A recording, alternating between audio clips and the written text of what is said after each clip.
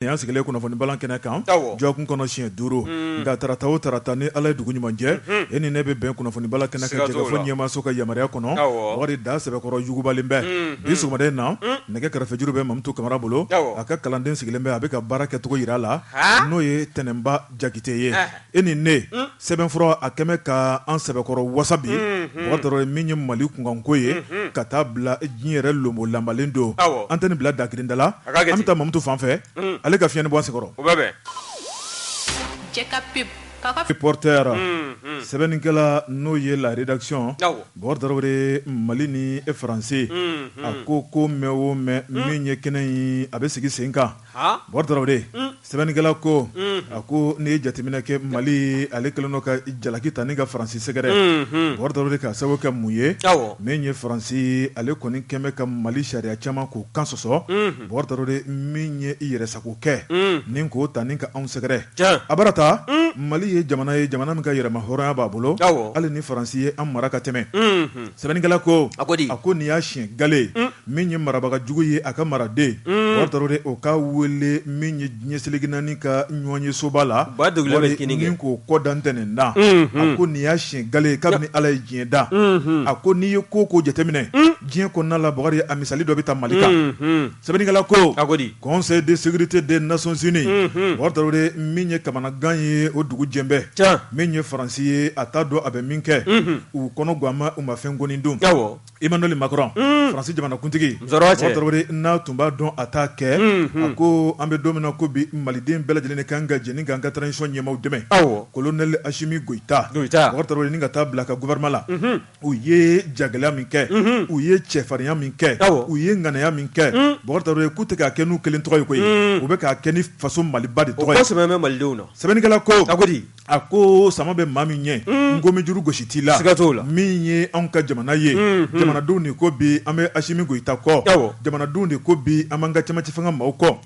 jamanadenw de ko bi an b'an ka sɔrɔsiw kɔ bɔrɔdɔrɔ k'u bɛ jɔrɔ mun na bilen u ka taa n'u yɛrɛ ye furutututu sɛbɛnnikɛla ko a ko Faransi ye hakilina jugu min ta ni ka faso Mali sɛgɛrɛ bɔrɔdɔrɔ ni ka don jugu fɛ janfa jugu kɔnɔna la ni ka an ka jamana buruja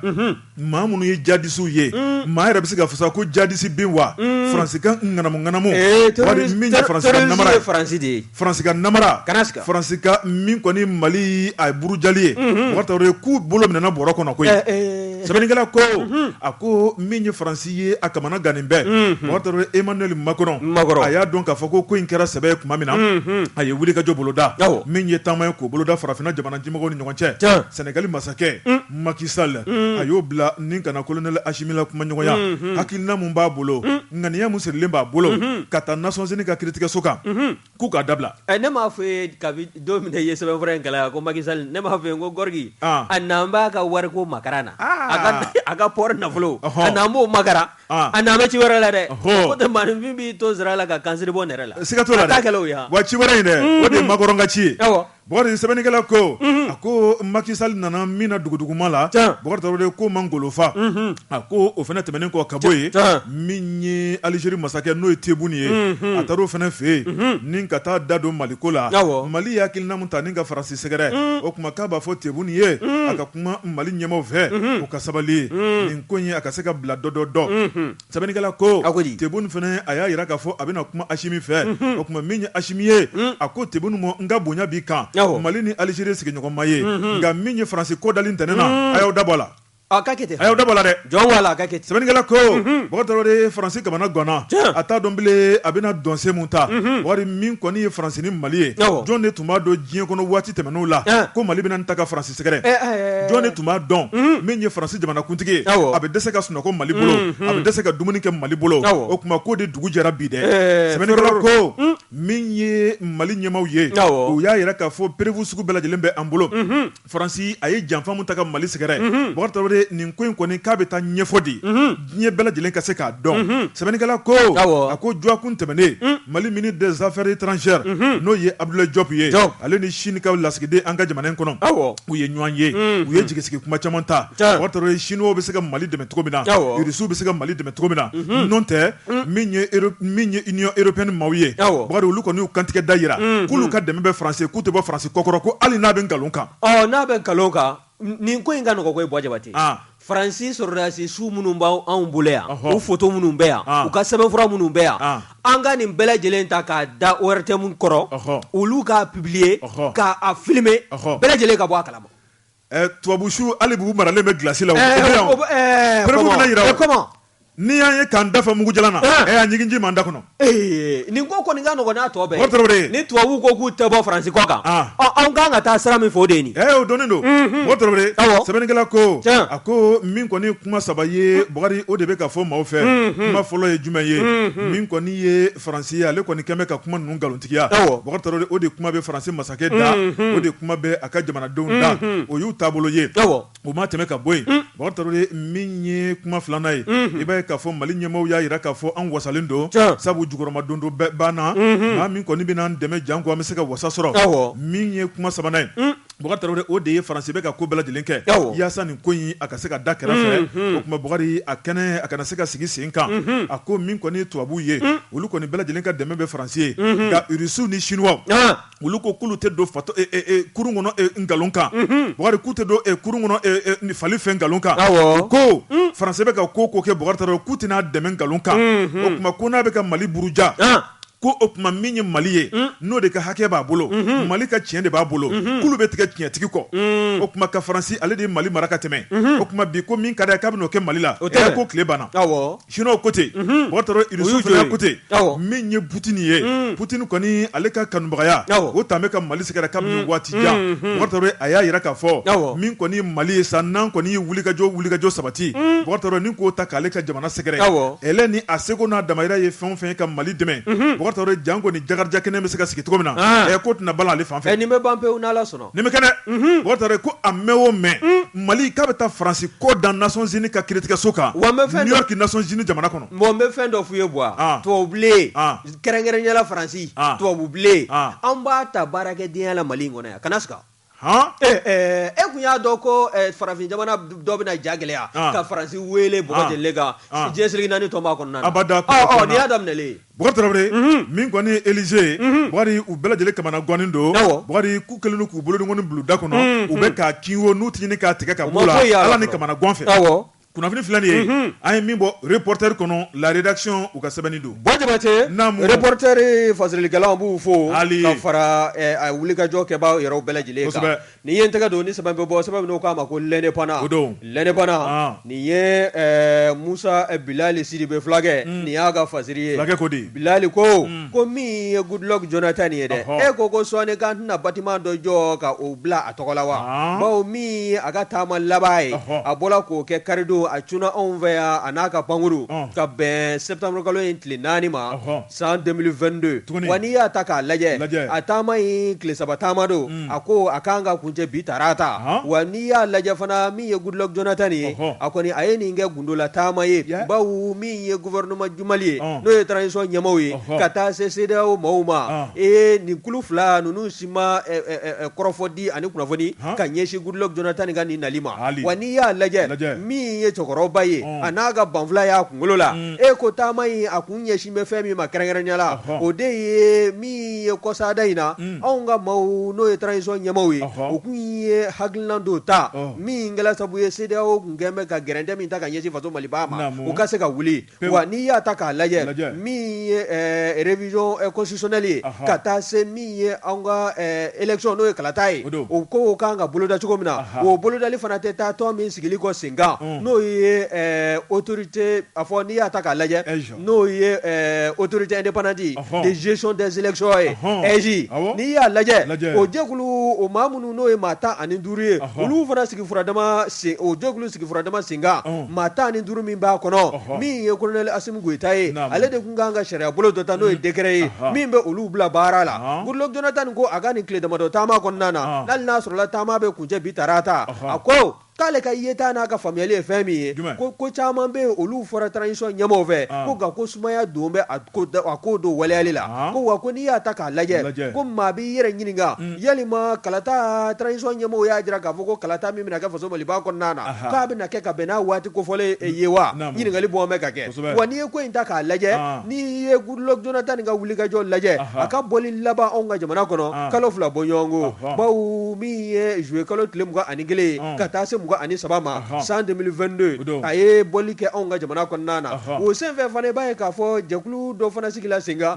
min bɛ révision constitutionnelle ka taa se kalata sigili jɛkulu olu ka sigili n'u ka sɛgɛsɛgɛli n'u ka fɛsɛfɛsɛli ka se k'o ko ni ka baara nɔ minɛ u nɔfɛ olu ka ɲɔgɔn ye fɔlɔ fana na a se yela o la bawo a tun b'o kɛnɛ kɔnɔna na a y'a jira fana k'a fɔ min ye gouvernement ye olu kɔni u kan ka fɛɛrɛ sugu ni dabali sugu bɛɛ lajɛlen sigi sen kan waasa min ye hakilinaw ni layirukan min di bɛ CEDEAO jamanakuntigiw ma o ko ninnu bɛɛ lajɛlen ka bɔ a ɲɛma bawo n'i y'a lajɛ jamana in k'a sɛgɛnna a tɔɔrɔla wa n'i y'a lajɛ kokura min ye jamana in ye bɛɛ lajɛlen ye jamanaden fara jamanakuntigiw kan min ye transition ɲɛmɔgɔ ye kɛrɛnkɛrɛnnenya la bɛɛ lajɛlen hami ye jamana in bɛ dingɛ min kɔnɔna na a bɛ se ka bɔ o kɔnɔna na cogo min na wa n'i ye kɔrɔfɔ in lajɛ min ye wulikajɔ ye o kɔni b'a la ka sabati transition ɲɛmɔgɔw fɛ don n'a dugujɛ jamana ɲɛmɔgɔw minnu y'u ka wulikajɔ ye jamanadenw ka lafiya kanako ka sabati min ye kalatako ye transition bantɔla o ka se ka kɛ jɛlenya kɔnɔna na min bɛ se ka kɛ sabu ye waasa bɛɛ lajɛlen ka sigi yɛrɛ ye a ko kɔnɔna na nka ko n'i ye ko in lajɛ Goodluck Jonathan ka fɔ la jɛkulu min n'o sigina n'o ye EJ ye 15 min b'a kɔnɔ olu ka sigili a kɛra dabali banko ye bawo min ye sobo ye min bɛ wele ko tirage au sort o de tala ka ɲɛsin u ma bawo u ma bɛn ko la nin b'a jira k'a fɔ politicien minnu kɔni bɛ dabara la ka yuguyugu maaw da la ka tugu k'olu ta ye maliko ye ka taa sɔrɔ bɛɛ lajɛlen bɛ k'i dufa de bɛlɛ bɛɛ lajɛlen ta ye nafa ɲini ye ala ɲini tɛ diinɛ ko tɛ wa ko n'i ye ko in ta k'a lajɛ min ye politicien ninnu ye olu ka bɛnbaliya olu de nana ni tirage au sort kɛli ye wa u y'a jira fana k'a fɔ maa 15 min sugandilen filɛ n'o bɛna don EJ kɔnɔ k'olu kɔni olu fɛla ko tɛ wa k'u sen tɛna ye a la o dɔ b'a jira k'a fɔ gɛlɛya dɔ fana e k'o funufunu t'a fɛ ka wuli wa n'i ye ko in ta k'a lajɛ min ye politicien ninnu olu k'u yɛrɛ minɛ k'a fɔ k'u sen tɛna ye EJ ka baara o kow sɛgɛsɛgɛli la u nɔfɛ k'o ko bɛna kɛ gɛlɛya belebele ye wa ni kalata kɛra ni hakilinaw ni nin taabolo ninnu kɔnɔna na a gɛlɛya ko a kɔlɔlɔ k'a bɛ bonya kosɛbɛ nin kun ye sɛbɛn min n'an y'a sama ka bɔ l'indépendance kɔnɔna na min ye Musa Bilali Sidibe a ka fasiri don Bokari Tarawele joona ne bɛ n tigɛ don ko kura Mali tribune na sɛbɛnnikɛla n'o ye Ibrahima Ndiaye Bokari Tarawele a ko an ka taa Bamakɔ mairie-ba kɔnɔ Bokari Tarawele jumadon n'o bɛnna septembre kalo tile 2 sɔgɔmada nɛgɛ kaɲɛ 10 waati Bamakɔ mairie-ba k'a ye laada dɔ bolodalen b'a bolo a y'o lakile Bokari Tarawele laada in ye mun ye sankɔrɔ Bokari Tarawele ni k'a da don nafolo min tun ŋaniyalen b'u bolo baara min kɛra nafolo la min sɔrɔla ni ka ɲɛfɔli kɛ jama ye sɛbɛnnikɛla ko n'o de restitution ye sɛbɛnnikɛla ko a ko Bamakɔ maire-ba Adama Sangare Bokari Tarawele a ko maa kelen baara man di min ye a jɔnɲɔgɔnw ye première adjointe madame Kamara Fatimata Tarawele ka taa bila min ye deuxième adjoint n'o ye Ibrahima Jone min ye Bamakɔ mara o ɲɛmaaba n'o ye gouverneur ye Ablaye Kulubali Bokari Tarawele nin bɛɛ lajɛlen tun sigilen b'a kɛrɛfɛ min ye dugutigilakaw ye Bamakɔ tigiw ɲamakalaw ka taa bila diinɛ ɲɛmaw la société civile Bokari Tarawele k'a ye wele bila nin bɛɛ ma ni ka kɔgɔ k'a tɔ la o ye an kunnafonidilaw ye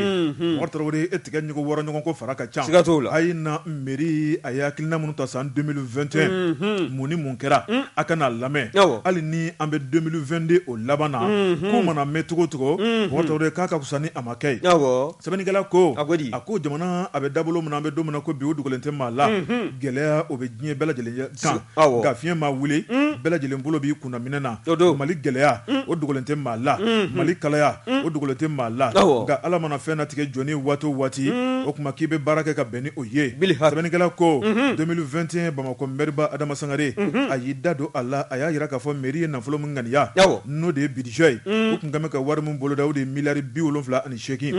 n'o sɔrɔla kalanko bɛ ɲɛnabɔ kɛnɛyaw bɛ ɲɛnabɔ siraw bɛ dilan yelenw bɛ dilan Bokari Tarawele ka taa bila dugu ale bɛ sanuya nka miliyari 78 ko dɔwɛrɛ ma sɔrɔ san 2021 miliyari 37 50% sɛbɛnnikɛla ko maa min sigilen bɛ ka 78 maa kɔnɔ n'o ye 35 sɔrɔ Bokari Tarawele o baara kɛcogo tɛ kelen ye Bokari Tarawele baara kumaba minnu bɛ yen olu bɛ taa ni ko baara bolo dɔ jan ko mairie kana se ka jɔ cogo min na a ko jamana min kan ka dɛmɛ ta ni ka mairie sɛgɛrɛ o ntanya bɛɛ Zonzaniba ta ye kɔmɔ ye maire y'a yɛrɛ k'a fɔ kɔmɔ ma bɔ Zonzaniba bɛ boli k'i dogo k'o kɛmɛ mairie ka baaraw ye subvention dɔ bɛ décentralisation ye hakilina minnu fɔ a baara kɛcogo ɲuman jɔyɔrɔ dɔ kalifala collectivitéw la jamana kan k'i bɔ minɛn dɔ kɔrɔ ni k'o k'o bila maire bolo a n'a nafolo ye o kuma k'a kuma de bɛ sen na a nafolo ma ye ban n'a dun nafolo ma ye ko majɛ bɛ baara la hali bi n'o ye bɛɛjɛ fanga décentralisation ye o don sɛbɛnnikɛla ko a ko Bamakɔ maire ba Bɔkari Tarawele a wasalen a y'a yira k'a fɔ ni kuma bɛ maa kɔnɔ tuma min na n'i m'a fɔ Bɔkari Tarawele k'a bɛna ni degun belebeleba ye ni ɲɔgɔnna kɛnɛ k'a tɛ sɔrɔ waati bɛɛ lajɛlen kɔnɔ fɛn caman bɛ yen a fɔbaliya a ɲɛdɔnbaliya a bɛna ni kinikini ye a bɛna ni sɔsɔli ye a bɛna ni kamanagan ye Bɔkari Tarawele k'ale yɛrɛ maloyalen bɛ ale bɛ kɛnɛ mun kan ni ka kuma ko k'a sababu kɛ mun ye ko n'i ye Bamakɔ lajɛ bi ɲamanbɔnyɔrɔ o kɛn bɛ fan bɛɛ lajɛlen ye i sen mana munumunu a bɛ da ɲaman dɔ kan k'o man ɲi ka ye Bamakɔ kɔnɔ bi ɛlɛn ni a bɛ kɛ cogo di Bɔkari Tarawele o kuma ko min kɔni ye wulikajɔ ye mairie y'o kɛ Bɔkari Tarawele ko malamini dan ye samafaga ye nafolo n'a t'i bolo ka baara kɛ i bɛna se ka baara kɛ cogo di décentralisation ni a sariya ye fɛn minnu fɔ min ye téedrali ye dugudenw ka ɲi k'o sara maa kelen o maa kelen darasi 600 Bɔkari Tarawele ko jɔn de bɛ k'o sara an ka jamana in kɔnɔ bi o ma tɛmɛ ka bɔ yen Bɔkari Tarawele min ye dɛmɛ dɔ bɛ yen n'o ye ɲamancɛ wari ye du kelen o kelen 600 ko du joli de bɛ k'o fɛnɛ sara an bɛ wuli kuma bɛɛ an ka hakɛ nka an ka kɛta Bɔkari Tarawele jɔn de b'a ka kɛta kɛ jamana jɔliko la mɔgɔ si t'a kɛ ala nka anw nɛn ka di sogo ka pasa muru daga go sogo ka pasa de Bɔkari maire man ɲi maa tɛ da maire kan dɛ nka Bɔkari Tarawele an minnu ye population ye anw jɔyɔrɔ kɛra mun ye maire dɛmɛli la dɔrɔmɛ kelen bɔ k'a di mairie la walima maire n'a ka baarakɛlaw ma i b'a sɛgɛsɛgɛ a nɔfɛ n'a ma kɛ ka ɲɛ fɛn min ka di ye sariya ka ko a ko k'a ka kɛ cogo min na i b'o sɛbɛn don ka ɲɛsin nka n'i yɛrɛ min ta kɛ anw de ko an ka dura mais an ka devoir jɔn de b'a ka devoir k'a kɛcogo lakika la a filɛ dɛ fossetigiw falen tɛ nin san mana kɛ tew ka ban n'an ka an bɛ ɲɔgɔn ka ɲamanbɔyɔrɔ ni tasaw kɔrɔ a n'a mana so a filɛ an ka ko kɛ ka ɲɛsin fossetigiw ma an ka ko kɛ ni fossetigiw gerenna fana ji bɛ tila ka walankata ka ɲɛsin maaw ma an bɛ tila ka kule ko maire ɲɛ bɛ nin na jɔn y'a datugu Bɔkari Tarawele sɛbɛnnikɛla ko n'o ye Ibrahima Ndiaye ye a ko Bamakɔ maire ba ko a ko fan bɛɛ kɛn bɛ ɲamanbɔyɔrɔ ye ɲaman suma Bɔkari Tarawele nafolo de tɛ bolo la sabu baara kan ka kɛ ni nafolo min o ntanya bɛɛ a ko maaw kan ka nafolo minnu sara Bɔkari Tarawele ko wajibi de don k'ale b'a fɔ an kunnafonidilaw ye an ka fara olu kan Bɔkari Tarawele kan ka kibaruya lase jamanadenw ma o kuma bɛɛ lajɛlen kan ka min bɔ jamana jɔliko la an k'o sara joona joona Bɔkari ko de bɛ kibaru ɲɔgɔn kan mairie ka hakilina bolodalen minnu bɛ yen kuranko kɛnɛya kalanko sira labɛn ka taa bila ɲamancɛ la Bɔkari Tarawele ko nin bɛɛ lajɛlen de kan ka boloda n'o ye nka fɛn mun tɛ bolo kɔnɔ n'i ye bolo tunun k'a laban bolo bɛ kari dɛ o kuma min ye Bamakɔ maire ba ye a y'a yira k'a fɔ hakilina caman bɛ yen o kuma min kɔni ye fanga ye ko kɛmɛ ka kɔ don min kɔni ye décentralisation hakilinaw ye a b'a ɲini fanga fɛ u k'u kɔfilɛ ministère de l'administration territoriale porte-parole du gouvernement de la transition u k'u kɔfilɛ dɛ Bɔkari Tarawele min ye sɛbɛnnikɛla ye a y'a yira k'a fɔ Bamakɔ gouverneur tun bɛ yen wa ko yɛrɛ ye kuma lamɛn furutututu o ye kuma ta o ko Adama Sangare filɛ ne ka hakilina min ta n'o ye ka kuma k'a kɔmasegin dugudenw ye a ko nin kan ka kɛ Mali maire bɛɛ lajɛlen fɛ Bɔkari Tarawele k'a daminɛ an ka commune k'a daminɛ commune Gale fo ka taa bila commune laban k'a daminɛ Kayi fo ka taa bila Kidali Mali maire kelen o kelen k'i kan k'i ka san baara k'a fɔ dugudenw ye o kuma ko fɛnɛ majɛ bɛ jamana in kɔnɔ nka k'ale bɛ Adama fo ko Adama ye courage ta a ye galabu ta Bɔkari Tarawele k'a ye min kɛ Bɔkari ko bɛɛ lajɛlen ɲɛ bɛ a la k'ale yɛrɛ fari fo n'a ka baara kɔnɔna la o kuma n'o ye Bamakɔ gouverneur ye n'o ye Ablaye Kulubali ye a ko nin kan ka kɛ misali ye o ma tɛmɛ ka bɔ yen Bɔkari Tarawele min ye Adama Sangare ye a y'a yira k'a fɔ k'ale hakilina dɔ ta ka na n'o ye an ka jamana in kɔnɔ n'o ye projet min ye buyaba ye Bɔkari o projet tɛ dɔwɛrɛ ye o de ye ka na ni bisi kuraw ye an ka jamana in kɔnɔ nka a ko o hakilinaw bɛɛ lajɛlen faralen ɲɔgɔn kan o ni chinois ka nafolotigiba dɔw Bɔkari Tarawele o voyage tun kan ka kɛ ka t'o convention signer Chine jamana kɔnɔ a ko min ye san 2019 ye u ye ale minɛ taama bɛ boloda kalo tile 25 Bɔkari k'a minɛna kalo tile 21 o kuma min ye chinois ye u y'a datulu la k'a da jaba la ni Adama Sangare tɛ yen délégation na abada kulu fɛnɛ bɛ n'u kɔ don ni projet na Mali kɔnɔ projet dun ye miliyari kasabi caman de ye o kuma ko i kɛra mun kama wa nin kɔni nin y'anw sotaramataalaw nin y'anw n'o projet in réalisé la nin y'anw ka tile de bɔlen fo projet wɛrɛ sa nin banna chinois ko abada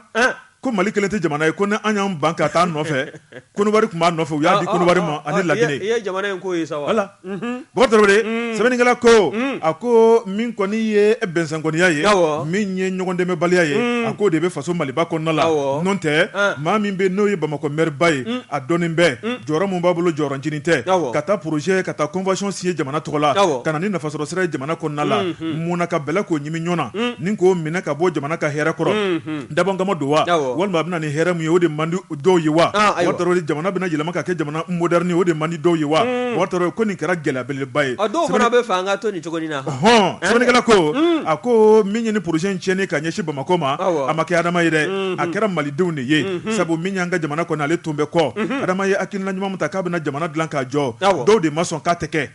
ko Mali bɛ to tan dɛ kunnafoni filɛ nin ye an ye min bɔ Mali tribune kɔnɔ Ibrahima Ndiaye ale ka sɛbɛnni don Mali tribune ka fara Ibrahima Ndiaye kan b'u bɛɛ lajɛlen cɛ ka pub k'a ka feerefɛnw lakodɔn nɛgɛ kanɲɛ 12 sera Bamako k'a fɔ jiginɛw ka bonyamasegi bɛ aw ye cɛ ka pub k'a ka feerefɛnw Bɔkari Tarawele i tigɛ don Bonjabate o ko ten kuma min bɛ taa dugutigi bulon na o t'a bɔ dugutigi den ye k'i kunda kogo la ni ye n tɛgɛ don ni sɛbɛn bɛ bɔ sɛbɛn dɔw k'a ma ko l'indicateur du renouveau l'indicateur du renouveau Abdurahmane Jamutene nin ye a ka fasiri ye ko an ka taa CNOS la dɛ ni o ye centre national d'odontostomatologie ye n'i y'a ta k'a lajɛ o ja b'a la kura min n'o kan ka jɔ Amdalaye Aseyi 2000 la n'i y'a ko lajɛ sugubulon dɔw b'a la ka ŋunuŋunu kan fɔ k'a fɔ ko sugubulon k'a ma kɛ jɛlenya kɔrɔ n'i y'a ta k'a lajɛ min Abdurahmane Jamutene ye ale ko k'a wulila k'a ko ɲɛɲini a y'a ɲɛɲini wa a y'a ɲɛ sɔrɔ fana bawo n'i y'a lajɛ min ye direction ye u kɔni u bɛ jabala kɔrɔlen min na u b'a fɛ ka bɔ yen wa min ye Aseyi 2000 ye u ka jabala kura u b'a fɛ ni ka taa jabala kura ye ni ka yen kɛ u dagayɔrɔ ye nka o jɔli o tɛ taa wulikajɔ kɔ wa min ye jamana yɛrɛ sugubulon sariya bolow ye bɛɛ lajɛlen kan ka o taabolo ninnu ni ko o faamuya bawo min ye nin ɲɔgɔn na bâtiment belebele ye n'a bɛ jɔ min ye direction générale des marchés publics ye olu sen bɛ ye a la wa min ye centre yɛrɛ ye ɲɛmaya bulon ye olu sen bɛ don a ko la ka taa se service technique ma minnu bɛ n'olu jolen bɛ baara in yɛrɛ kɛli la nin bɛɛ lajɛlen sen bɛ a la fo ka taa se délégation des services publics ma nin bɛɛ lajɛlen sen bɛ ye sugubulon a ko mataamaw ni ka a kɔnɔ ko ni k'a sigi sen kan wa n'i ye ko in lajɛ min ye centre hospitalier universitaire odontostomatologie ye n'o ye CHU CNOS ye o kɔni a ɲɛmaya bulon n'o y'a direction générale ye u ye laseli kɛ waati tɛmɛlenw na min kɔni ye kunnafoni di sɛbɛnfura dɔ ye n'o ye les échos ye wele min kɔni n'o ye a ka numéro 1670 min kɔni n'o o tala mars kalo san 2022 mars kalo tile 18 san 2022 wa min ye avis de manifestation d'intérêt ye o de kun sɛbɛn bɛ fɛn in kɔnɔna na u k'u bɛ welelakan bila ka ɲɛsin an ka kabinɛw ma ka taa se architectes ka bureau ma minnu bɛ yen sa n'olu ka yɔrɔ in jɔli ni a taabolo n'a kunnafoni u b'a ye k'a fɔ k'u kan ka se ka baara k'a la u ka se ka wulikajɔ kɛ o wulikajɔ i b'a ye k'a fɔ kɛnyɛrɛ fɔ jɛkuluba 6 olu de kɔni nana n'u ka sɛbɛnfuraw ye bɛɛ lajɛlen bɛ enveloppe kɔnɔna na wa kɔrɔfɔ in bɔ ka bin i b'a ye k'a fɔ a jirala k'a fɔ ko min ye date ye a jirala k'a fɔ min ye juin kalo tɛmɛlen tile 15 ye san 2022 demande ka taa se pièces administratives minnu n'olu kan ka fara i ka demande sɛbɛnlen kan ani hakilina minnu bɛ yen n'o bɛ marché yɛrɛ ɲinili ni ka o taabolo ni ka o taama o ko ninnu bɛɛ lajɛlen ka se ka sabati ka bɛn juin kalo tile 15 ma wa min ye dépouillement ye n'o de ye sɛbɛnfura ninnu ka u dayɛlɛ sugubulon kan maa min n'a ka kan ani min ye proposition kɛ n'o ka proposition n'o bɛ jamana n'o bɛ taa jamana kanu na n'a ka musaka n'a da gosi ma bon kosɛbɛ o kɔni baaraw ka se ka o sigi sen kan commission dɔ fana sigila sen kan min b'o ko bɛɛ lajɛlen ni k'a fɛsɛfɛsɛ o fɛsɛfɛsɛli o baara fana bolodala ka bɛn juillet kalo tile 14 ma san 2022 wa n'i y'a ta k'a lajɛ min ye ni architecte bureau ninnu ye ka taa se ni cabinet d'entreprise n'u ka baara ɲɛsin bɛ sojɔ ma nin bɛɛ lajɛlen faralen ɲɔgɔn kan sélection baalen kɔ 6 olu de sugandila o 6 fana na 3 kɔni bɛ yen CHU CNOS ka fara commission min n'o sigila sen kan ka se ka baara in kɛ olu kɔni ye 3 de sugandi ni 6 ninnu jɛma wa n'i y'a ta k'a lajɛ ko kura min ye 3 in sugandilen kɔ maa 3 wɛrɛ min bɛ yen n'olu kɔni ma se ka gɛrɛjɛgɛ sɔrɔ ka se ka gɛrɛjɛgɛ sɔrɔ ka sugubulon in sɔrɔ u ye i b'a ye k'a fɔ min ye centre in ye a ɲɛmaya bulon n'o ye centre hospitalier universitaire odontostomatologie ye u kɔni u ye lettre kɛ o lettre fana kɛla ni ka ɲɛsin maa 3 in ma minnu n'olu ma gɛrɛjɛgɛ sɔrɔ ka sugubulon sɔrɔ u y'a jir'u la fana k'a fɔ min ye taabolo caman ye ani majɛ caman kɔni kun bɛ yen pièces administratives n'olu kan ka fara u ka demande kan ko kɔni olu caman ye majɛngɛ ko bi certifié conforme no minnu kan ka fara demande kɛli kan o caman majɛ ko a yela o senfɛ fana i b'a ye k'a fɔ u ye sariya b'a jira k'a fɔ ni nin ko fana kɛla lettre in mana kɛ ka ɲɛsin ma don min ani waati min na n'i ye lettre in sɔrɔ tile 2 b'i bolo waasa ka se ka i yɛrɛ ɲɛfɔ ka ɲininkaliw fana kɛ mun y'a to ne ma se ka sugubulon sɔrɔ wa mun y'a to fana ne ka cɛkɛda a ma se ka wulikajɔ ni ka se ka a sabati ka ɲɛsin sugubulon sɔrɔli ma o ko bɛɛ lajɛlen bɛ ɲɛfɔ wa ka marché public nin ko ninnu bɛɛ lajɛlen kɛla ka ɲɛsin n'o ye direction générale des marchés publics nin ko in bɛɛ lajɛlen kɛla ka danganiya kɔnɔna na maa saba n'o ye cɛkɛda saba ye n'olu sugandila olu ka sɛbɛn a bilala ka taa di direction générale des marchés publics ma u y'a jira k'a fɔ jɔngala bili hak olu kɔni ninnu sugandila hakika kɔnɔna na wa ninnu fana sugandilen kɔ consultant dɔ bɛ yen n'o kɔni de bɛ na baaraw bɛɛ lajɛlen fɛsɛfɛsɛ nin saba nɔfɛ k'u ka baara kɛta ni k'a jate minnu nɔfɛ o baara ninnu bɛɛ lajɛlen fana u ka hakilinaw o t'a la ni ka o sigi sen kan wa a jirala fana k'a fɔ maa min bɛna sugandi u ka sugandili o fana bɛ kɛ jɛlenya kɔnɔna na o sugandilen kɔ baara minnu bɛ ta ka kalifa a la jɛkulu in fana ka wulikajɔ bɛna kɛ min ye o de ye o consultant in fana ni k'a sɛgɛsɛgɛ ka lajɛ n'a sɔrɔla a ka baara minnu ani taabolo minnu bɛna ta ka kalifa a la n'a bɛ se baara in kɔrɔ n'a bɛ se ka baara in kɛ ka se a hakɛ la wa n'i y'a lajɛ min Abdramane Jamdɛne ka kɔrɔfɔ ye a kɔni y'a jira k'a fɔ min ye ale ka sɛgɛsɛgɛliw kɔfɛ ye min ye utikalo tile 25 tɛmɛlen ye i b'a ye k'a fɔ ouverture des offres financières o kɔni o baaraw bɛɛ lajɛlen boloda la wa ka kɔ o ɲɛ min ye ouverture des offres techniques ye nin bɛɛ lajɛlen fana fɛsɛfɛsɛ la wa bɛɛ lajɛlen de kɛla sariya kɔnɔna na direction générale des marchés publics k'a taa ni ka segin olu kɔni jɔyɔrɔ ka bon a ko kɔnɔ kosɛbɛ u y'a jira fana k'a fɔ min ye CNOSS ye u ka baara n'o ye centre national d'odontostomatologie ye u ka bâtiment kura min n'o bɛna jɔ a se 2000 kɔnɔna na k'a bɛna jɔ jɛlenya kɔnɔ wa a taa bɛ ka kalifa cabinet d'architecture minnu na olu ka bɛna baara in kɛ i n'a fɔ a laɲinilen bɛ u fɛ cogo min na wa consultant min bɛna ta ni k'u sɛgɛsɛgɛ u ka baara la o fana ka sugandili o kɛra jɛlenya kɔnɔ u ka baara fana n'a kuncɛ la bɛɛ lajɛlen na nimisi wasa sɔrɔ a la ka taa sɔrɔ maa wɛrɛw bɛ yen olu kɔni maa bɛ se k'a bisigisa k'a fɔ minnu bɛ yen n'olu ma gɛrɛjɛgɛ sɔrɔ sugubulon kɔnɔna na olu de kɔni daan bɛ maa wɛrɛw su minnu kɔni b'a la ka kolo k'a la kan caman fɔ nin kun ye sɛbɛn min n'an y'a sama ka bɔ l'indicateur du renouveau kɔnɔna na Abdramane Jamdɛne a ka fasiri bon Tarawele nɔrɔna bɛ sɛkili minɛ yɔrɔ min na yen tɛ juguba saga taga yɔrɔ ye siga t'o la bɛ tigɛ don joona min ye journal aujourd'hui sɛbɛnnikɛla n'o ye Isaac Maïga bon Tarawele a ko hali bi bɛ ko min na o ma ban agro business Mali kɔnɔ bon Tarawele Mali ale ye sɛnɛkɛ jamana ye ala kɛmɛ ka ba joliba ba fila latigɛ jamana ye n'o ye fleuve Niger ni fleuve Sénégal ye bon Tarawele min baara kɛra kɛcogo la sɛbɛnnikɛla yira k'a fɔ kɔngɔ ma ɲi ka jamana minɛ bon Tarawele an ma ɲi k'an bolo mana bɔ foyi nɔfɛ kɔfɛ a ko ala ye dugukolo belebele di an ma ni ka tila ka ji di an ma ka tila ka hakili di an ma a tɔ tora mun ye an ka baara boloda sɛbɛnnikɛla ko a ko faso maliden cɛba dɔ bɛ yen ni ale kɛmɛ ka hakilinaba dɔ ta n'o ye projet Jason ye Jason projet Bɔgɔri hali bi o bɛ ko min na o ye ɲɛtaga ye a y'a yira k'a fɔ Jason projet a bɛ tali kɛ jɛrɛjɛkulu min kɔnɔ o de ye Ibu groupe ye n'o dun kofɔra Bɔgɔri Tarawele a bɛ cɛ kelen min mana o de ye Damangile Ibrahima Jawara Bɔgɔri Tarawele a tɛ jingo a tɛ sunɔgɔ a ko n'ale ma ka hakɛya dafa Bɔgɔri Tarawele hakilina min b'a la Maliko la Bɔgɔri Tarawele cɛsiri ni wulikajɔ min b'a la Maliko la Bɔgɔri Tarawele n'u bɛɛ lajɛlen ma ɲɔgɔn sɔrɔ abada k'ale tɛna sigi Bɔgɔri Tarawele sɛbɛnnikɛla ko a ko ale kɔni bɛ ka keleya a ko keleya min don o de ye fasoden ɲumanya keleya ye n'a fɔra ko an ka jamana ye sɛnɛkɛ jamana ye baganmara jamana mɔnikɛ jamana maliden o tuma Bɔgɔri Tarawele anw bɛ dɛsɛ sɛnɛ la ni k'an bolo mana bɔ Marɔkɔ Tunisie ka taa bila larabu jamana wɛrɛ la Bɔgɔri Tarawele olu ka zɛrɛn olu ka melon Bɔgɔri Tarawele o de bɛ bɔ yen kilomɛtiri joli joli ka na an ka jamana in kɔnɔ a ko mun de tora min ye baarakɛbaliya ye n'o tɛ ko ma ɲi ka kɛ sɛbɛnnikɛla ko Ibrahima Jawara ale kɔni y'a lajɛ Bɔgɔri Tarawele a ka Ibu groupe bolofaraw ka ca kɔnɔna la min ye projet Jason ye o y'a bolofara dɔ ye o de ye sɛnɛ ka don ba la min ye sɛnɛ ye ka se ka dun ka fa sabati Mali ka bɔ kɔngɔya la Bɔgɔri Tarawele denmisɛn minnu bɛ n'u sigilen bɛ n'u tɛ ka baara kɛ kɛ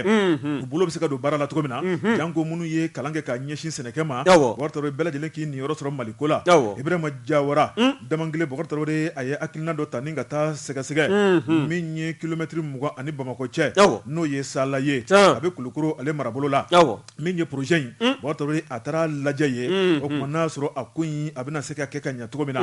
wari hectare 4 bɔɲɔngo a y'o de dan min ye zɛrɛn ale ni melon na bɔgɔtɔrɔ n'i y'a lajɛ baara min kan ka sabati min ye jibonto ye k'olu sigi sen kan bɔgɔtɔrɔ de engrais ka taa bila bagajiw la minnu b'a to fɛn ɲɛnamaw tɛ se ka sɛnɛkɛfɛnw tiɲɛ a ye nin bɛɛ lajɛlen bila sen kan sɛbɛnnikɛla ko min ye o baara in ye sa melon ka taa bila zɛrɛn kɔni o mɔnen bɔgɔtɔrɔ i b'i jɔ k'a lajɛ o kuma f'i bɛ nisɔndiya o kuma a y'a yira k'a fɔ min ye wele k'o bila jamakulu dɔ ma a ye na a ka n'a lajɛ o kuma min ye sɛnɛ an ka jamana in kɔnɔ a bɛ se ka kɛ bɔgɔtɔrɔ de min ye baarakɛbaliya o de bɛ an ka jamana in kɔnɔ a ye na n ye misali dɔ boloda n ye espérance dɔ ta a ye n'a lajɛ hali bi ŋaniya wɛrɛ bɛ n bolo n kan ka min kɛ don n'a nataw la sɛbɛnnikɛla ko bɔgɔtɔrɔ de maa minnu taara ka t'u ɲɛ da a ka melon ale ni zɛrɛn kan bɔgɔtɔrɔ i tulo kɛrɛbɔsige min ye Mali transition premier ministre kɔrɔ ye Mokhtar Wane ale tun bɛ délégation na o ma tɛmɛ ka bɔ yen bɔgɔtɔrɔ de min ye ministre so min sigilen bɛ entrepreneuriat national ale ni emploi bɔgɔtɔrɔ de olu ka maa o tun bɛ kɛnɛ kɔnɔna la o fana ma tɛmɛ ka bɔ yen min ye kɛnyɛrɛyew ye maa minnu ka baara ye ka se ka baara k'a jidi ka sɛnɛ k'a jidi an ka jamana in kɔnɔ olu ka maaw fana tun bɛ kɛnɛ kɔnɔ MINUSMA olu y'a yira k'a fɔ k'olu nakun ye Mali o dɛmɛni jɛrɛjɛkulu min sigilen bɛ o la olu fana tun bɛ kɛnɛ kɔnɔna la ka taa bila maa caman wɛrɛ la minnu tɔgɔ tora dogo la sɛbɛnnikɛla ko u ye munumunu salo boloda hectare 4 Sala ni ka zɛrɛn k'a lajɛ zɛrɛn mɔlenw ka taa bila melon na bɔgɔtɔrɔ bɛɛ lajɛlen kɔni nisɔndiyara Ibrahima Jawara ale de tun bɛ jama ɲɛ ni ka baaraw yira mɔgɔw la sɛnɛ a kɛra kɛcogo minnu na a ye tile hakɛya minnu kɛ maa minnu y'a baara kɛ a bɛɛ lajɛlen an ka faso denmisɛnninw ye sɛbɛnnikɛla ko min ye hectare 4 ale tɛmɛnen kɔ ka bɔ yen wari min ye hectare 10 bɔɲɔngo ye o ŋaniyalen b'a bolo k'a bɛn'o de bolo da an ka jamana in kɔnɔ ale kɔni kalenkan ye min ye kɔfɛla kɔni na melon ni zɛrɛn ka taa bila bɔgɔri min ye fɛn wɛrɛw la olu kana se ka bɔ kɔfɛ ka don Mali kɔnɔ a bɛɛ ka sɛnɛ Mali kɔnɔ a bɛɛ ka don Mali kɔnɔ a ko hectare 10 min ŋaniyalen bɛ a bɛna fɛn wɛrɛ minnu bolo da o kɔnɔ o de ye kɔngɔn ka taa bila foronto nemuruba ani fɛn wɛrɛ bɔgɔtɔrɔ de sɛbɛnnikɛla ko a ko ne ni hectare 10 sigira sen kan an ka jamana in kɔnɔ bɔgɔtɔrɔ de fɛn o fɛn bɛ ka fɔ min ye Mali a jaliko la dun ka fɔ sabatili la bɔgɔtɔrɔ de ko baara bɛna boloda Ibrahima Jawara Damangile ko maa minnu kan k'a kɛ bɔgɔtɔrɔ de k'u bɛ an ka jamana in kɔnɔ minɛn mun kan ka baaraw kɛ o minɛnw dafalen bɛ jamana in kɔnɔ bɔgɔtɔrɔ de ko hakiliw de kan ka baaraw boloda min ye sɛnɛ ye k'a tɛ maa janfa dugukolo tɛ maa janfa bɔgɔtɔrɔ de kan ka ɲɛsin sɛnɛ ma ni Mali y'a ɲɛsin sɛnɛ ma Mali ka kɔngɔ bɔgɔtɔrɔ ko nin y'a fura sɔrɔtɔ de ye o tuma ale ka nin hakilina k'a b'a ɲini maliden bɛɛ lajɛlen fɛ an ka nin baara boloda bɔgɔtɔrɔ min ye munumunu salo olu tɛmɛnen kɔfɛ ka bɔ yen o tuma jama kɔni ɲɛ bɛ la zɛrɛn mɔnna melon mɔnna muntorɔbilen k'a déguster ne b'a dɔn i ka kuma tun bɛ kuncɛ o kan ka muru ta ni dumuni ko kuma kɔni fɔla e kɔni sigiyɔrɔ jɔyɔrɔ bɛ nin ye sɛnugu jɔlen kala de b'a kɔnɔ bɔgɔtɔrɔ min ye muru ye u y'o de ta zɛrɛnw na kumabaw ka se k'a cɛci a bilennen bɛ ca Mokhtar Wane y'i dafa e tun bɛ yen wa sɛbɛnnikɛla y'a sɛbɛn a kɛra cogo di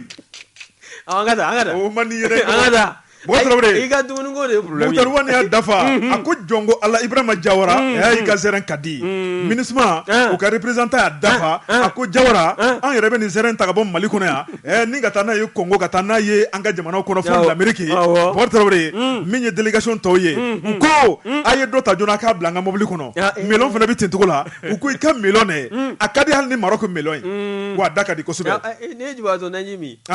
i bɛ fɛn dɔ fɔ ha Jason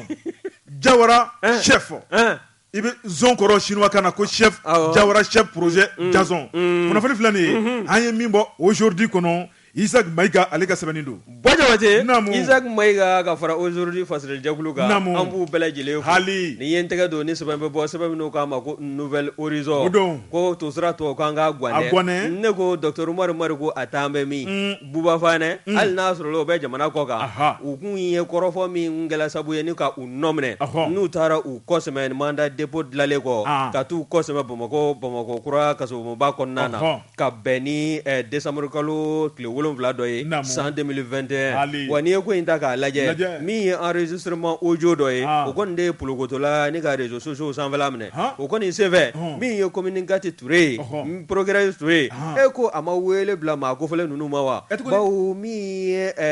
Boubacar Camara ale ye radio Kayira ale y'o baarakɛla ye animateur don ka taa se parti Sadi ɲɛmaa ma n'o y'a président ye Dr Umaru Mariko min ye Buba Fana ye o ye activiste ye a jirala k'a fɔ ninnu maa saba audio in ka porokotoli ka réseau sanfɛla minɛ ko a sababu kɔni bɔla ni saba dɔ la kelen na o de y'a to maa saba u y'u kɛ woropanya ye ni ka t'u kɔ sɛmɛ Bamakɔkura kasobonba la ka bɛn décembre kalo tile 7 ma min bɛnna san 2021 kɔnɔna ma o fana b'ale kɔ i b'a ye k'a fɔ wulikajɔw nana kɛ Dr Umaru Mariko ka fara maa fila tɔ in kan e ko fiɲɛ minɛ saga ma bɔ ka di u ma wa bawo janvier kalo tile 4 san 2022 i b'a ye k'a fɔ liberté provisoire o kɔni u ka journal dolo ka wulikajɔ kɔnɔna na o dila u ma u bilala liberté provisoire la wa n'i y'a lajɛ kokura jugement fɔlɔ a kun jirala k'a fɔ min ye février kalo tile 15 ye san 2022 u kun kan ka kɛ nka min ye Buba Fana ye e ko liberté provisoire dila ale kɔni bɔ ka fiɲɛ minɛ kɛnɛma e ko a ma kɔsɔkɔsɔ kɛ wa a taara n'a yɛrɛ ye ka t'i da jamana kɔ kan ka sɔrɔ k'a kɛ a bɛ kumabaw fɔ sa min ye Dr Umaru Mariko ye kɔsada fɛ ale tilala ka kuma porokotolen dɔ fana yela a da kɔnɔ o kɔni wulikajɔ sabatila ka ɲɛsin Mariko ma Mariko a fana taara nka hali n'a sɔrɔla kɔsa fɛ a y'a jira k'a fɔ k'ale bɛ faso Maliba kɔnɔna na ko bawo ko Mali dugukolo k'a ka bon a fɛrɛlen don ale a bɛ jamana in kɔnɔ a kɔni a taa maa yɔrɔ fɔ maa ye wa a tɛna a yɔrɔ fana fɔ o kɔni kɛla sabu ye sa min ye maa min kɔni n'o bɛ se ka ye bi n'a ma ɲɛ k'a fɔ ko minɛli bɛ kɛ kokura o de ye Ntoama ye n'o ye Boubacar Camara ye animateur radio Kayira nka ko in bɛɛ lajɛlen e ko jugement bɔlen a dɔgɔkɔrɔ a filanan min n'o kun fana kofɔla jugement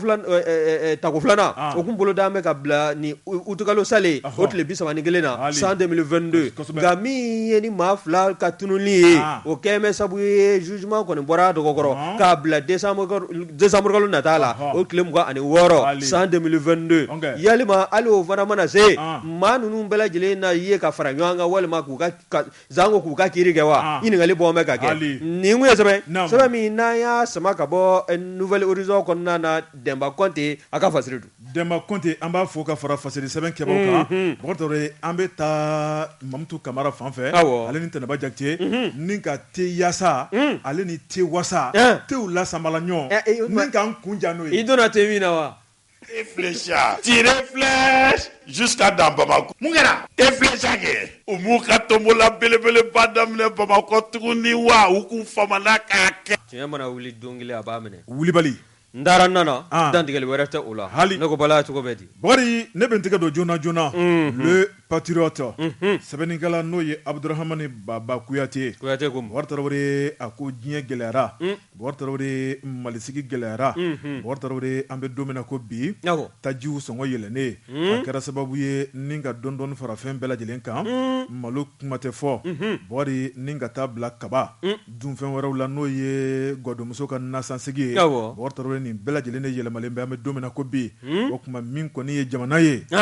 min ye fantanw ni bololankolonya fantanw ni jɔrɔ fantanw ni hami sɛbɛnnikɛla ko a ko ni dɔɔni farala fɛn bɛɛ lajɛlen kan Boubacar Traoré min ye farafin fura feerelaw ye olu fana ko k'olu ye jamanaden dɔ ye o tuma k'olu fana bɛna dɔ fara u ka fura ɲaga kan o tuma olu bɛ taa jiri ninnu sɔn kungo kɔnɔ de a tɛ sɔn nka essence de bɛ kɛ moto ni mobili la ka taa jiriw tigɛ ka na n'a ye jiriw tɛ bɔ kungo kɔnɔ u yɛrɛ ye ka n'u yɛrɛ di Bamakɔkaw ma yan k'u ka sabali Boubacar Traoré sɛbɛnnikɛla ko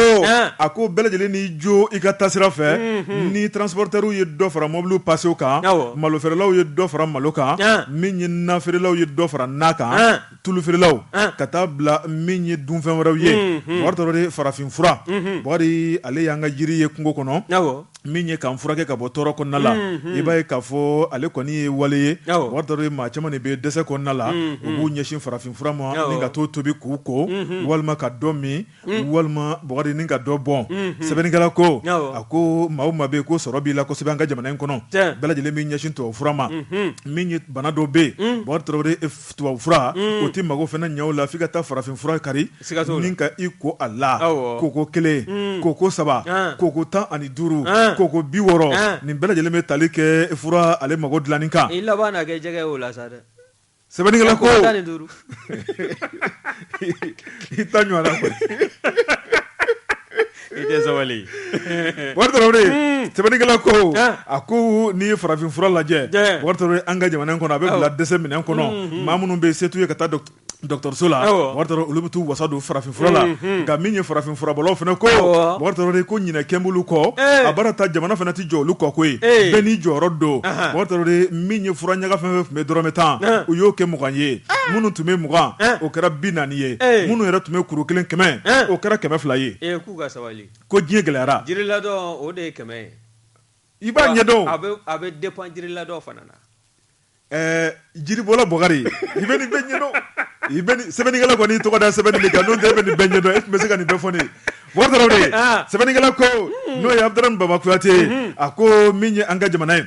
farafin fura wari tarawele a don bɛ ba la sabu min ye jamana ɲɛmaaw ye k'an bɛ ka ɲɛmaayaso sigi ka ɲɛsin a ma wari tarawele ka sɛbɛn kɛrɛnkɛrɛnnen k'o ta maa minnu ka baara don ka se k'u former wari tarawele janko ka se ka fura di maa ma fura min bɛ maaw mako ɲa u ka se ka maaw furakɛ ka bɔ degun kɔnɔ a ko min kɔni ye farafin furabɔlaw ye wari tarawele ka jɛrɛjɛkulu fana y'a jira ka fɔ min kɔni ye sɔngɔw yɛlɛnni ye ɲinɛ kɔni kɛn b'olu kɔ a baara ta olu jɔyɔrɔ ka bon kosɛbɛ sabu bana bɛ bana la ni farafin fura n'i y'a mun ka ko ka wusu wari tarawele o ye bana talen o ye lafiyalen mago bɛ mago la farafin fura n'i bolo taara ka da kan o y'o ɲɛnabɔlen o tuma ko munna ɲinɛ kɛn b'olu kɔ kɛrɛfɛ dɛ ni ɲinɛ kɛr'olu kɔ olu tɛna ɲinɛ u yɛrɛ kɔ u ka sɔngɔ u y'a bɛɛ yɛlɛma majoration k'o yɛlɛ ten k'a sɔrɔ bɛnkan ma k'a la a bɛ gɛlɛya dɛ wari tarawele o tuma ni maa min taara jɔ sa k'i bɛ taa farafin fura san n'i tun taara wɔlɔ furabulu walima jangɛrɛ walima timitimini san i bɛ kuru kelen san da min na dɛ sɔmɔ bɔ jawatɛ yɛlɛma don ko la dɔ bili tun bɛ taa dɛ ala k'an sabu diya diɲɛ gɛlɛyara wari tarawele e b'a fɔ diɲɛ gɛlɛyara nka waati bɛ n'a kɔnɔ ko don ala de ye nin latigɛ ye bi an bɛ jɛ n'a ye wari tarawele a nɔgɔyaba ye ala ye k'a fɔ de k'an bɛ segin kɔrɔlen la maa kan'o bila i kunkolo kɔnɔ bilen ni litiri kelen kɛra don o don 1000 an bɛ dugawu de kɛ ala k'o 1000 nɔgɔya an ye an k'o san n'o tɛ an tɛ se k'an kɔ ka segin an kɔ wa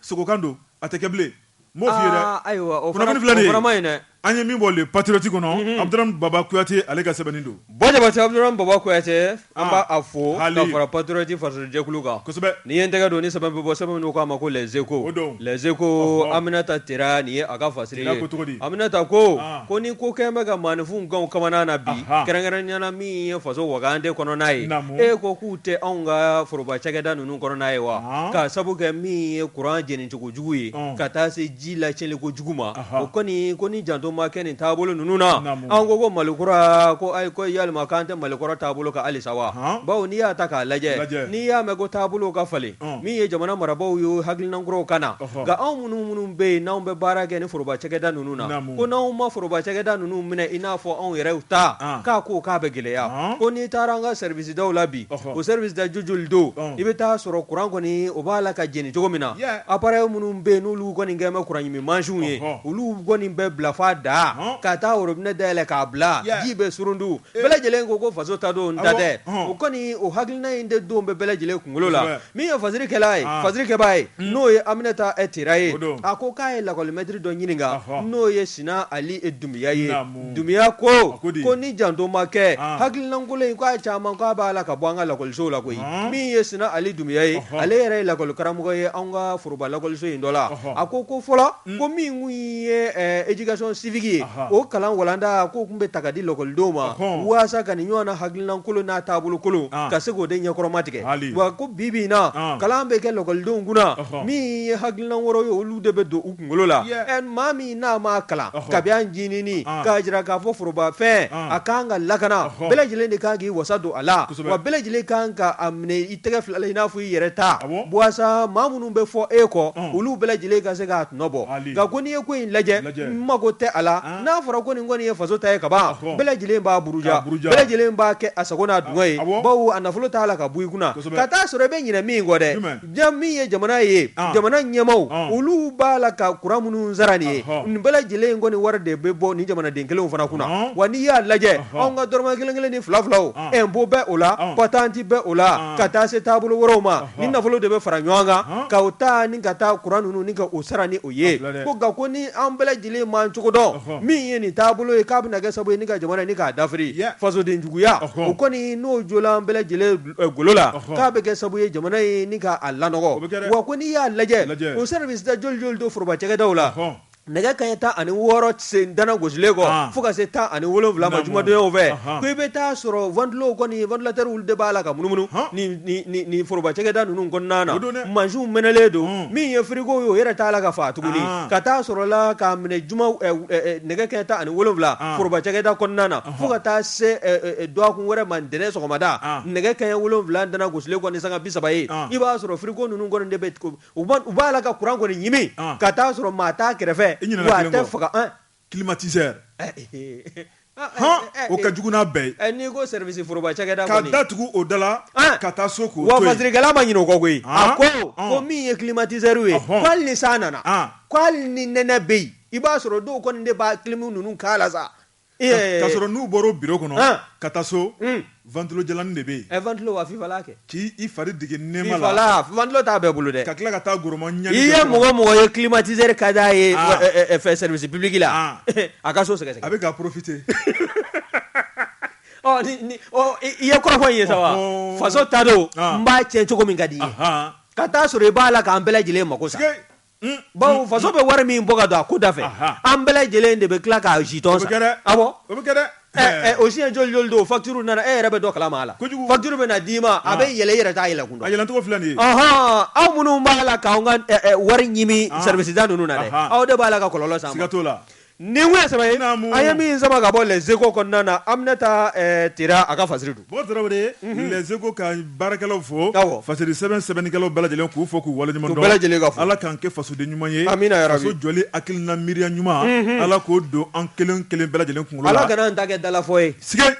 ala k'an kɛ ɲumankɛla ye o de ka gɛlɛn kosɛbɛ kuma fɔli a n'a waleyali kelenw tɛ a ka gɛlɛn Tarawele an bɛ bi ta bila yan o tuma kunnafoniw tun sumana ka kan kun de y'o minɛn siyani ye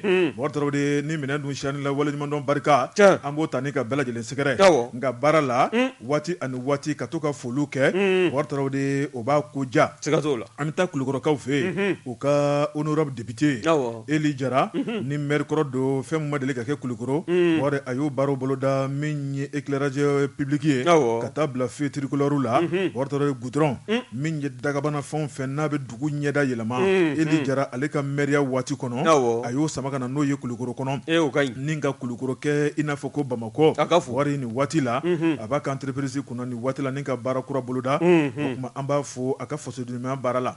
Dankɔrɔba in n'ale bɛ kan na chef escadron Lasini Tamba Keita commandant groupement territorial de gendarmerie de Bamako an mana ka cɛdenw fɔ ba kɔ ba ɲɛ gendarmerie bɛɛ lajɛlen kalifalen bɛ a la Dankɔrɔba in ale bɛ Badalabugu ani Mutukula n'o ye Sɛnɛgɛla Jawuso ka taa bila Stilisi Jawuso o tuma 3 ciseaux d'or le maestro an b'a fɔ nin waati la jɔn bɛ tabali la a b'a tigɛ cogo min na a b'a kala ten o tuma k'a ani ce a tigɛ ka di fo ka dama tɛmɛ a tigɛ nɔ diɲɛ bɛɛ b'a lakali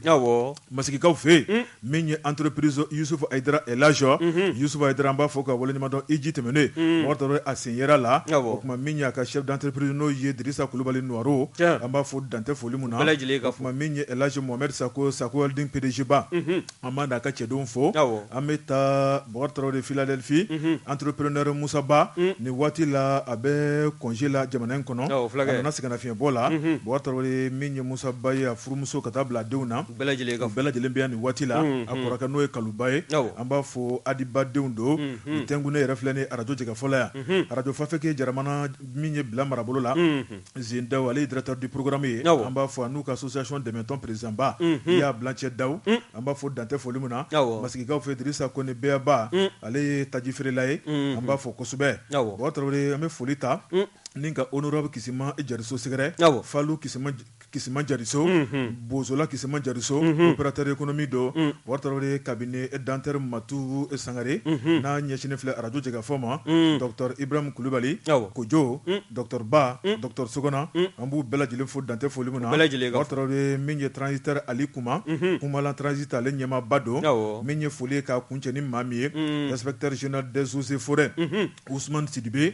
Tarawele cadre belebeleba don jamana in kɔnɔ o tuma min ye a bɛ sɛgɛnnafiɲɛbɔla nin waati la wɔtɔ de jamana ka kɔfila la sabu min ye malikura mago bɛ kadiri minnu na min ye inspecteur général des eaux et forêts Ousmane Sidibe wɔtɔ de ale bɛ tali kɛ o maaw la o kuma maa don maa min bɛ se ka jamana in dɛmɛ kosɛbɛ Bula Dumuya BDM na APD ale ɲɛmaaba don u bɛɛ lajɛlen bɛ fo bɔ Jabate an bɛ min da o kan an bɛ foli ta an bɛ taa n'a ye Faransi kɔnɔna na maaw bɛ minnu bɛ anw lamɛn jamu in tɛ pan o kan o fɔlɔ o ye Boyaki Baraji ye Boyaki Baraji ale ka dugu ye Bɛdugu ye min ye Jago arrondissement ye Bafula bɛ cercle o bɛ o fɛ ka fara a terikɛ n'a jɛɲɔgɔnkɛ kan n'o ye Sion Traoré ye o bɔlen kɔ an bɛ Marie Noël Munkoro an b'a fana fo Suisse sigi la jamu in a tɛ pan a fana kan ka taa se an ka lasigidenso min n'o filɛ nin ye Suisse jamana kɔnɔna na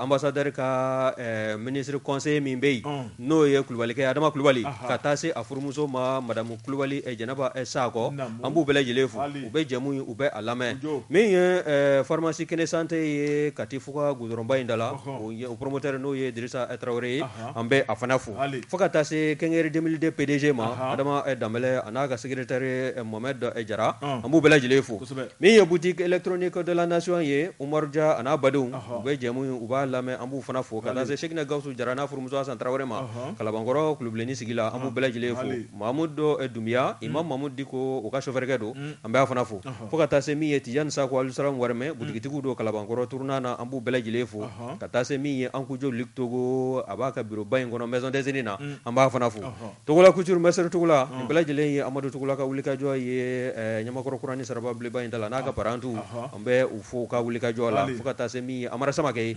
mercier don Ɲamakɔrɔ mairie la k'a fana fo établissement Sangwe Frères Abibu Samura u bɛɛ lajɛlen fo a n'a ka baarakɛlaw Bakari Sidi Jabate chef sécurité physique do physique personnel BDMS an b'a fana fo fo ka taa se lieutenant Dawuda Adama Traoré ma chef délégation judiciaire kun do 7e arrondissement na ka bibi na a bɛ jamana ka taamana jamana kɔnɔ n bɛ dugawu don kɛ Ala ka segin n'a ɲuman ye major de police Gawusu Jalo section carte d'identité 7e arrondissement jamu in tɛ pan a fana kan an bɛ a fana fo fo ka taa se polisi kan Sidibe ma ale ye polisi ye Biji la an bɛ a fana fo ayiwa Bakari joona joona nin kunnafoni bɔra an ka ɲɛmaayaso la Institut national de formation socio sanitaire